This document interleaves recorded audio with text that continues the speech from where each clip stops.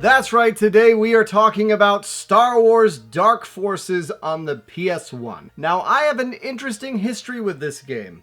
Back in the day, I was not a PC gamer, mostly because I had potato PCs. I think the first computer my parents got was an old Macintosh that couldn't play anything. Then eventually we moved to a PC that couldn't play anything.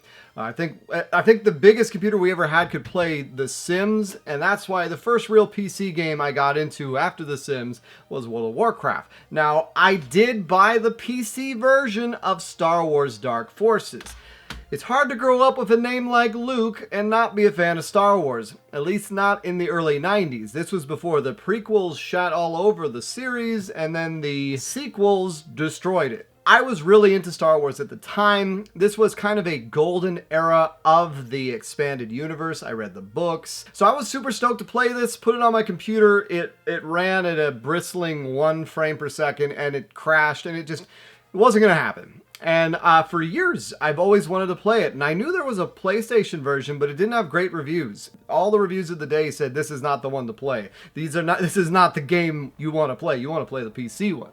So I refused to play it. Years later, I then found out that this is basically Doom Wars. It very much plays like a Doom with a Star Wars sheen on it. And even without my limited experience with Doom, the original, putting it in, playing it, you gotta see it. You gotta see it. And playing it on the PS1, it definitely is that era where I put the game in. I didn't look at the instruction manual at first. I didn't read the options. I didn't think you had the ability to look around. I didn't think you had the ability to strafe. The shoulder buttons I thought just did nothing. But as I was playing it, I then slowly realized, oh, you can aim the reticle. If you hold down one of the buttons, you can strafe in a very awkward way that it's not intuitive whatsoever. And it's just definitely hard. The levels are pretty expansive. There's 14 different stages you can play. Luckily, there's extensive cheats. At the day, this is definitely the time where you have a cheat. So there's a hidden menu you can pull up that gives you unlimited ammo, God mode, skip a stage, and jump infinitely if you fall down one of the crevices.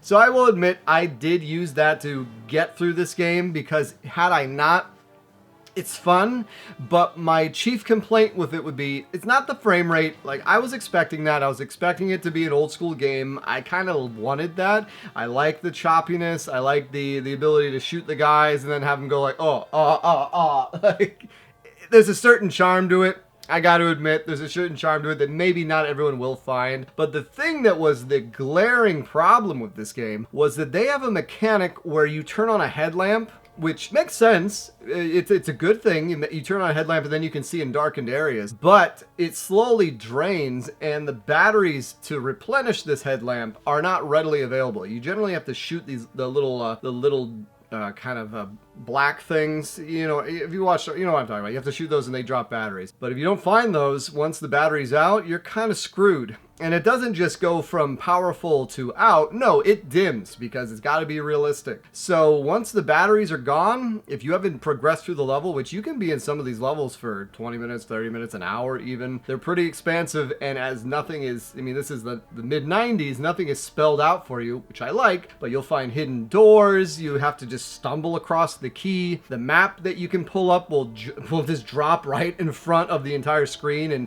basically turn it from a game where you're playing, the Star Wars to, oh, look at that little dot on the green map. I guess I'll just follow that, which I did do at times because I couldn't use the headlamp. So I would turn off the headlamp and then I would just follow the map. And some of the levels, I don't have footage of this one, but the garbage level, which has, of course, the garbage. Like, this is a love letter to Star Wars at the time. This is good Star Wars. Even the main character, I think his name is katarn, something like that. He is a recurring character that more or less is a Dash Rendar type, a Han Solo type that I think is in the Jedi Outcast games, eventually becomes a Jedi. I don't think it's Knights of the Old Republic, but I think he's in one or the other. Maybe it is that. I don't know. But yeah, he's a big character. And of course, once Disney bought it, out the door. No one likes him. Yeah. Not getting into that, but this game gets all the sound effects right, gets the music right, gets the atmosphere right. The one level I really enjoyed was the Jabba's, where he kind of captures you. I think it's stage 10.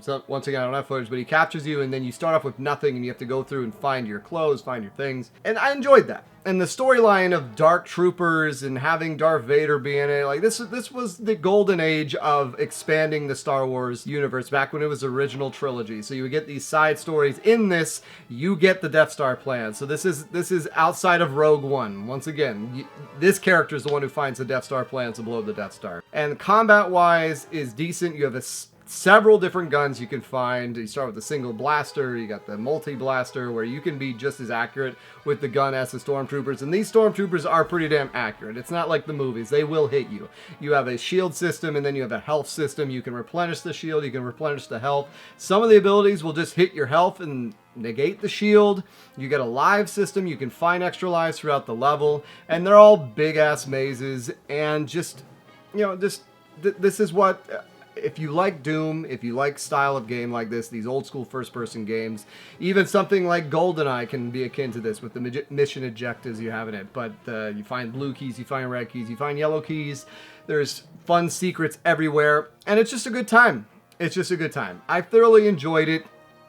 I probably would still recommend to people to play the PC version, just based on the frame rate wasn't bad, but I have a feeling the issues I had with the darkness might be addressed better on the PC, and just if you have the option, it's probably just the way to go, especially at this day and age. But if you want to pick up a fun Star Wars game back when Star Wars was good, and it's fairly cheap even now on the PS1, pick it up and try it. You'll have plenty to play on it. It's not something you can just knock out very quickly. It's something that you can come back to because it is pretty cryptic, but you get the tools to go through it, and you'll just get better. And the items you use are pretty fun. Anyways, that's what you get for this week, guys. It's been so nice getting a hold of you. Take care.